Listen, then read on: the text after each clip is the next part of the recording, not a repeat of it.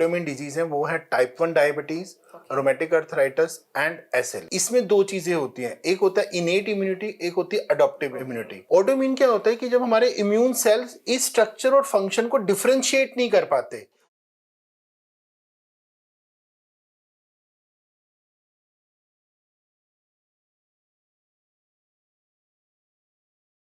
Hello and नमस्ते India. मैं शालिनी, आपकी होस्ट और आपकी दोस्त, और आज इस कैनन हेयर टॉक में हमारे साथ है एक बहुत ही renowned doctor Ankit Bhardwaj. Welcome sir. Thank you ma'am. Who's a renowned pulmonologist and a general physician, very humble, very compassionate, a seasoned specialist with 10 years of experience.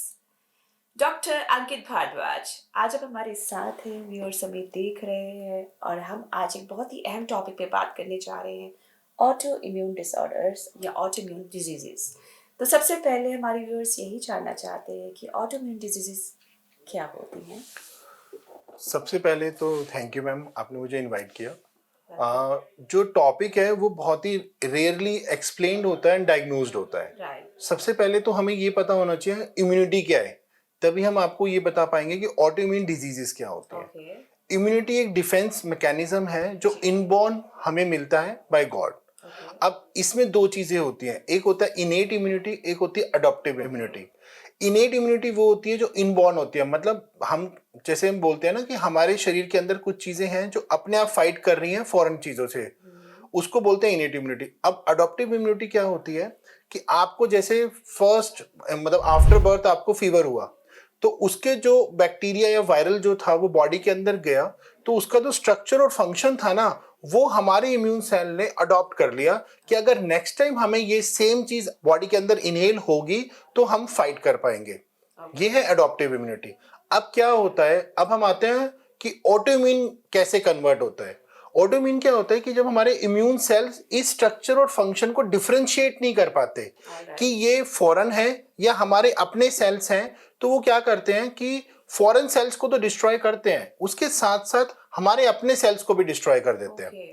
इसलिए इसका नाम रखा गया ऑटो इम्यून। मतलब खुद के सिस्टम को हम खुद सेल्फ डिस्ट्रॉय कर रहे होते हैं। ऑलराइट डॉक्टर अंकित, नेक्स्ट क्वेश्चन कम्स कि आप कुछ बीमारियों के नाम बता सकते हैं जो ऑटो इम्यून डिजीजेस में आती हैं एंड उनके कुछ सिम्टम्स। मैम सबसे कॉमन जो इंडिया में मैंने देखे हैं ऑटोइम्यून डिजीज है वो है type 1 diabetes, rheumatoid arthritis and SLE. Type 1 diabetes जो सबको पता है कि आजकल लोग बोलते हैं कि बेबी हमारा बॉर्न हुआ और उसको डॉक्टर साहब ने बोल दिया कि शुगर है। क्यों? क्योंकि उसकी फैटिकनेस, उसका वेट गेन, उसका लेथार्जीपन डायग्नोज ही नहीं हो रहा था कि क्यों हो रहा है। तो उसका जब शुगर टेस्ट कराया तो उसमें पता चला कि ये तो टाइप 1 डायबिटीज है। अब रोमेटिक अर्थराइटिस तो सबको कॉमन है, जिसको हम गठिया बाई बोलते हैं कि एवरी जॉइंट्स में हमें पेन होना स्टार्ट हो जाता है। अब वो पेन क्या होता है कि कभी स्वेलन, मतलब हर जगह पर आपको लगेगा कि सूजन आ गई है और हाथ पैरों में अकड़न आ गई है, ये होते हैं रोमेटिक अर्थराइटिस के सिम्टम्स। और तीसरी चीज होती है एसएलई। एसएलई क्या करती है कि बहुत ज्यादा थकावट कर देती है, ऑर्गन्स इन्वॉल्व करना शुरू कर देती है हमारी बॉडी के अंदर। ये तीन सबसे कॉमन है। इसके अलावा भी बहुत सारी बीमारियां हैं जिसमें जॉगरन सिंड्रोम आता है, थायराइडाइटिस आ जाता है, मायोसाइटिस आ जाता है, डर्मेटोमायोसाइटिस आ जाते हैं, लेकिन जो सबसे कॉमन है वो ये तीन ही डिजीज है मैम। डॉक्टर अंकित, आपने बीमारियां बताई, इनके लक्षण की बात करें तो आपने लक्षण बताया हमें किस तरीके से आते हैं। मैम लक्षण क्या होते हैं कि ऑटोइम्यून में ना सबसे पहले हमें ये समझना चाहिए कि किस सबसे जरूरी है 5 सिम्टम्स।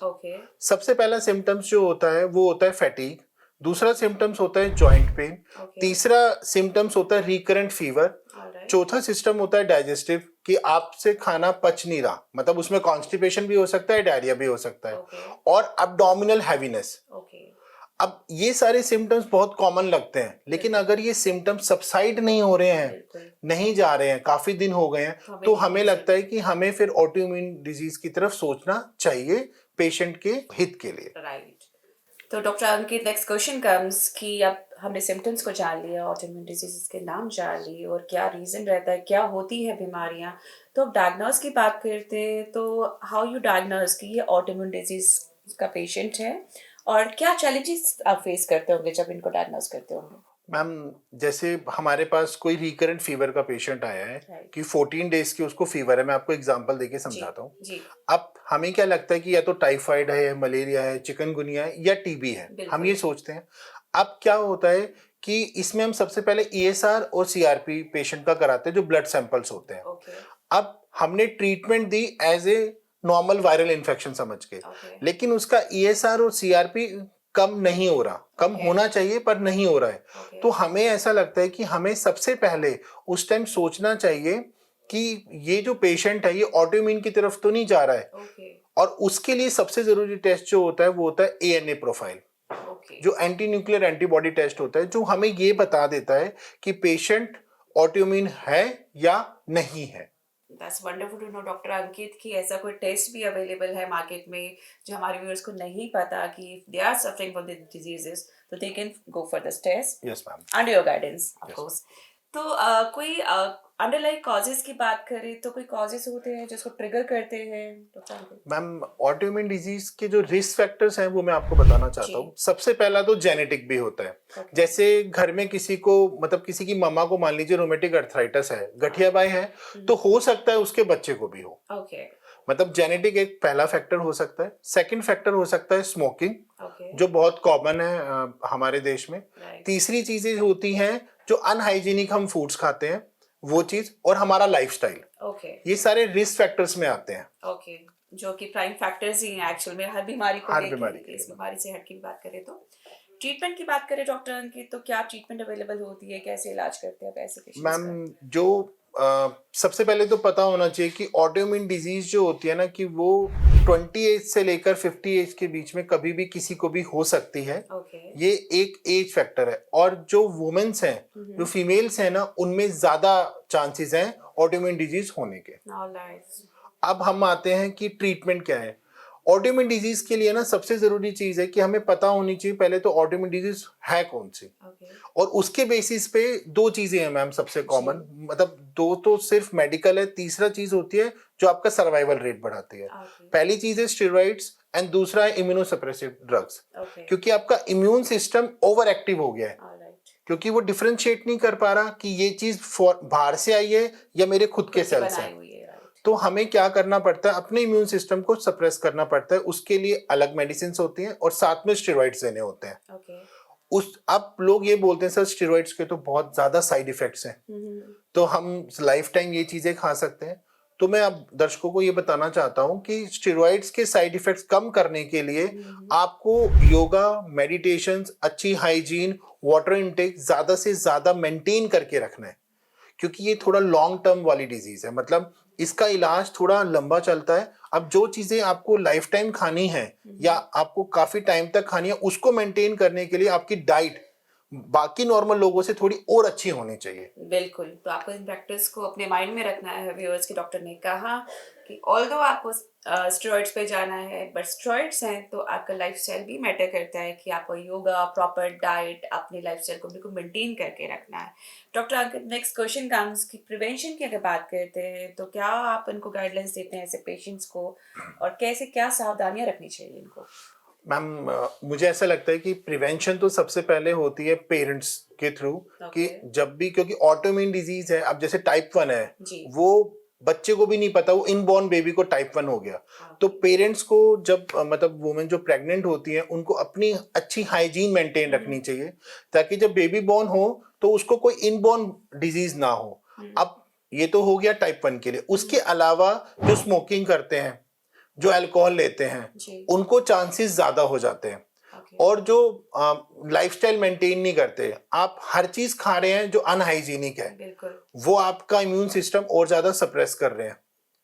तो उससे क्या होगा, बॉडी वैसे ही फाइट नहीं कर पा रही और फाइट नहीं कर पाती है। Right and yoga and meditation मैं हर बार बोलता हूं, ये सबसे क्रूशियल रोल प्ले करते हैं आपका किसी भी डिजीज को प्रिवेंशन के लिए। Very true doctor Ankit. आप जब doctor as a doctor deal करते हैं पेशेंट्स के साथ तो आप बहुत सारे मिथ्स और मिसकंसेप्शंस को फेस करते होंगे, लोग आते होंगे, पूछते होंगे। तो मैं चाहती हूँ आज आप हमारे ज़रिए ये सारे मिथ्स एंड मिसकंसेप्शन जो भी आप फेस करते हैं इससे हमारी जनता को अवेयर करिए।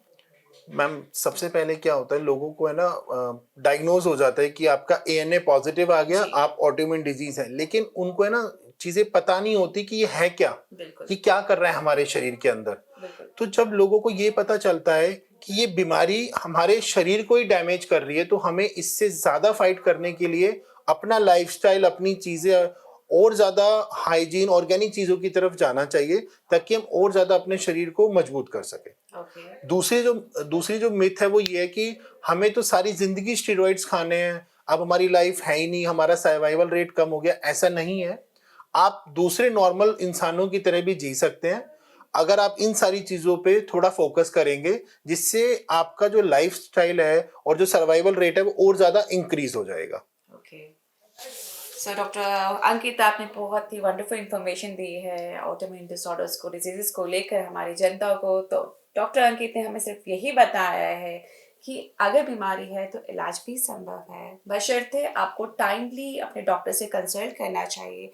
डॉक्टर ने ये भी बताया है कि अगर हिस्ट्री प्रिवेल करती है आपकी फैमिली में, in that case you need to go undergo test and then आपको अपना एक लाइफस्टाइल कंट्रोल में रखना चाहिए। डॉक्टर ने कहा है सेडेंटरी लाइफस्टाइल को छोड़िए, योगा को फॉलो करिए, हेल्दी लाइफस्टाइल करिए, हेल्दी रेगुलर चेकअप्स भी कराते रहिए।